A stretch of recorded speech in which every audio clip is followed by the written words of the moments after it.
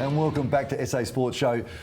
Barry, I think we'd be a bit more careful with these next interviewees. Yeah. We've got guest, got two from SA Boxing, which is exciting because you've got the Masters coming up. We've got Beck and Luke. Right. Welcome. Thank you. How exciting is that? And in Adelaide as well. That's right. Yeah. So all excited, all prepared, all ready to go. Ready and raring to go. Yeah. You've had a fantastic career. Sorry, Luke, I'm just about to please do. But national titles.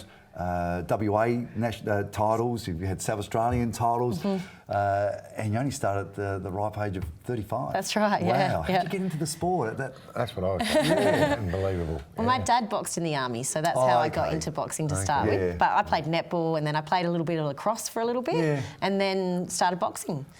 Wow. So you just walked in and started boxing? Seriously? I was probably trained for 2 years before I had my first bout. You must have had a little bit of background in boxing, or dad's a boxer and all that sort of thing, but to start at 35, wow, what is the Masters age group? What is all that?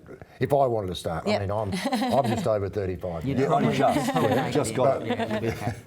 Where do you start? Where does it start? Where does the age start and where does it stop? Well, once you turn 40, then you can't compete in the normal nationals anymore. So then you become a master, and then you can go to like the Masters Games. But your success you've had, did that freak you out a little bit? I mean, because really, starting at 35, 22 fights. Yep. 17 and wins? 5 now, yeah. That's a good record for someone who started at 35. But did you expect that, or did you feel confident enough to think, well, I can belt anybody, including him? You've already had one. But you trained for 2 years, obviously, so you knew that you're ready.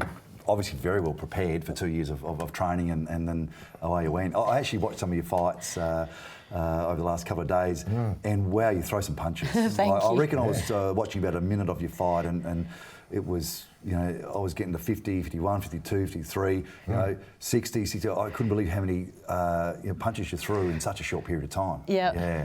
So, which is good. That's preparation. That's right. Luke, I see perhaps preparation. You should have covered that right eye perhaps a little bit better than you did. Yeah, I prefer, rather than volume of punches, I try and damage their hands with my head. Right, do that way. That's a pretty good strategy. But this is really exciting for you. I mean, you're a novice. This will be your first fight. First fight in South Australia. I've had one before, but not as a Masters in Victoria, which I didn't win, unfortunately. But it was a fantastic experience. But you've had a little bit of background though. You've done a bit of taekwondo, and as you a bit of karate, a bit of kickboxing, and a little bit of boxing in the past, but never really focused hard enough on it until 2015 when I had the fight in Victoria. And it was such an eye-opening experience, and not eye-closing as the last one was. I just had to get involved again. Fantastic. Now, you run your husband and you run your own gym? We run our own boxing and Thai boxing gym, And it's called? It's called Full Tilt Fight and Fitness. Okay. You run it together. You're also in each other's corner. We are, yes. In fights. So he's got a fight coming up on Saturday night, a Thai boxing fight. Saturday night? This Saturday night, his main event on Pride 2. In his corner? And I'll be in his corner, I'll be. And vice versa, when you fight? When I fight, he's in my corner, that's right. What happens when he gets home a bit late? Whose corner, who hits who? Who does the dishes? Who does the dishes? That's right. Sparring in the kitchen, all that. How's the gym going? How does it go? It's going really well, going really well. We're located in Salisbury, so we've got northern suburbs down there, and we've got kids classes, and I do toddlers classes, so I do popular now, 2 to 5 year olds. That's great. It is. It's really popular. I think the sport on television has given it a little bit of oomph, hasn't it? It sure has. You're talking Muay Thai, you are. Yep. And boxing, of course. Would you say that boxing has made a recovery after all the UFC and all that sort of thing? Boxing seems to me to be making a huge dent into it again. Definitely. Because it was once a very, very popular sport, sort of took a bit of a dive, UFC became massive, but boxing now, there's some great champions out there, isn't there? There really are, in all divisions. Australian boxing is going really well at the moment. Australian boxing as well. That's where it fell away, didn't it? I mean, did. you talk about the American bouts. Wow, they're sold out. But we just had nothing here in Australia. No. And of course, Jeff Horn sort of come about, even though he's obviously eaten too many pizzas and coke, apparently his coach has said. And it's just lifted the sport up incredibly again. It has. It's a great sport now. I just want to ask you your preparation. I mean, one moment, because I mean, like, I've watched boxing and Muay Thai and those sort of things, and my hands are sweating, and I'm in row 10. I'm going, oh. So you're up there, your husband is kicking, he's getting hit, all that sort of stuff, and then a bit later, maybe you've got to prepare for your own fight. It must be hard to watch your husband go through that style of fighting. It is, yeah, it definitely is. I've seen him get knocked out cold 3 times. So I wasn't in his corner for that. That was when I had first sort of started, but I've seen him get knocked out cold 3 times, and that's hard to do. That's hard to sit there and watch, and everyone else is going, exactly is he okay? And I don't know. But that's a very good point, because a little bit of controversy with the Horn fight, just with the trainer not stopping the bout. Even when I watched it on pay-per-view, watching it, I actually thought, oh, that's enough. And that's just me sitting on my own. Yeah. So when they brought it up later on, when Fenech brought it up about, do you think he should have stopped it? Because his excuse was that he couldn't see his face. Now, couldn't see his face because his head kept getting knocked off. But there's a fine line, isn't there? There is, I mean, it's easy for people to say he should have thrown the towel in, but I'm not so sure.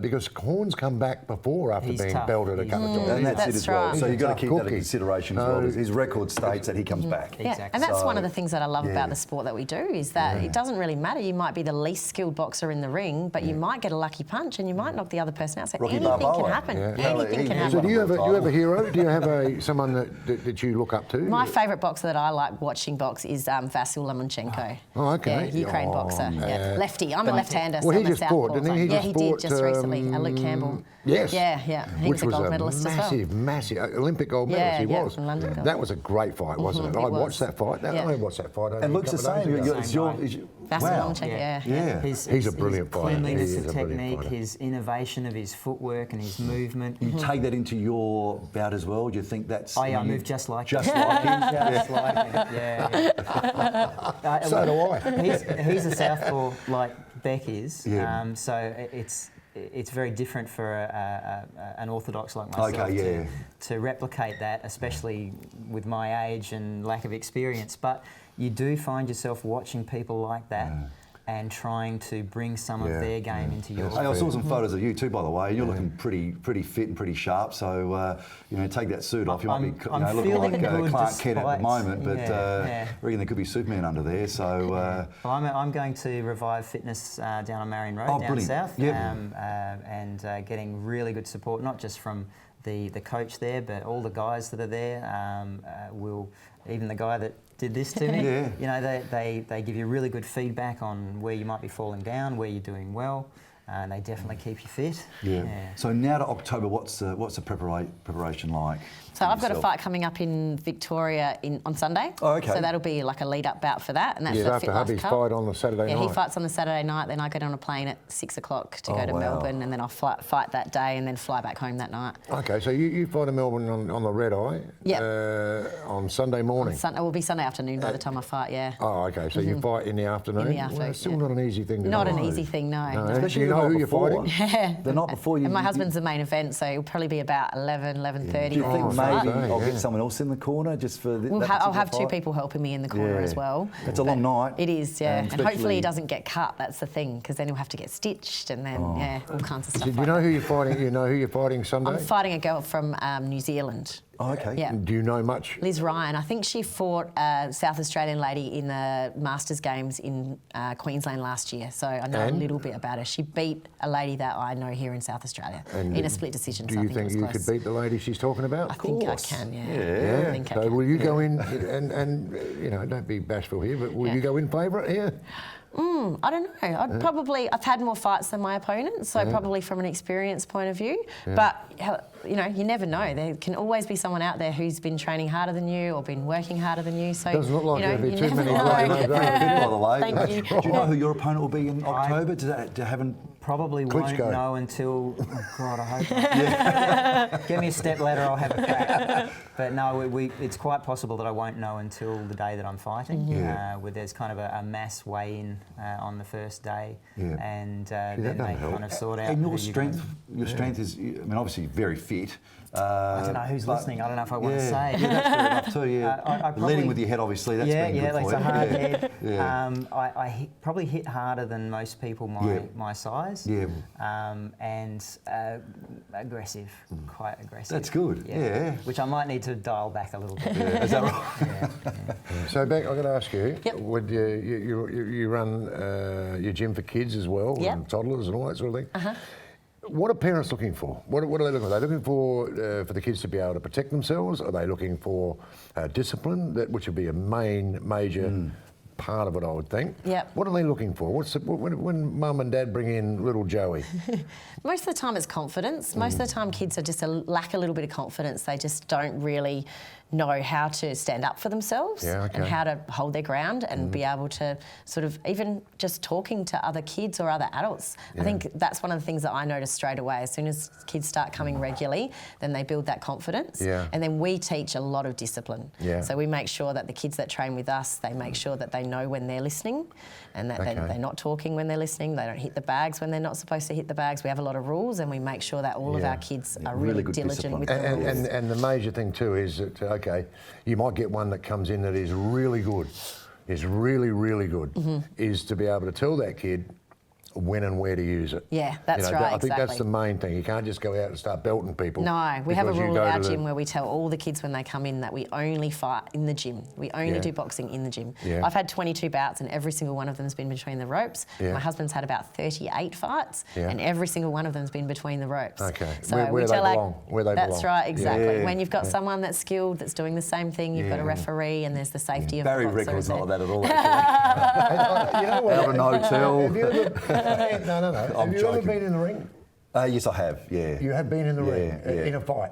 No, I've trained in the ring and I've done some exhibition stuff. Actually with Jeff Fennick, funny enough, many years ago for an upcoming fight. And that was scary enough as it was, and I knew that he wasn't going to really hurt me.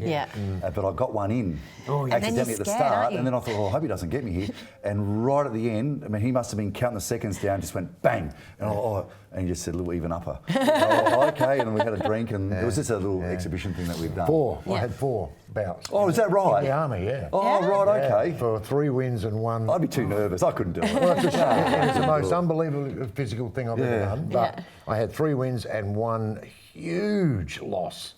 Massive just loss, fell. which was the end of me, because you sort of get confident. You go in there, you go bang, bang, bang, and you hit some fat bloke and knock him over, and then you get some other idiot in there, and another bloke.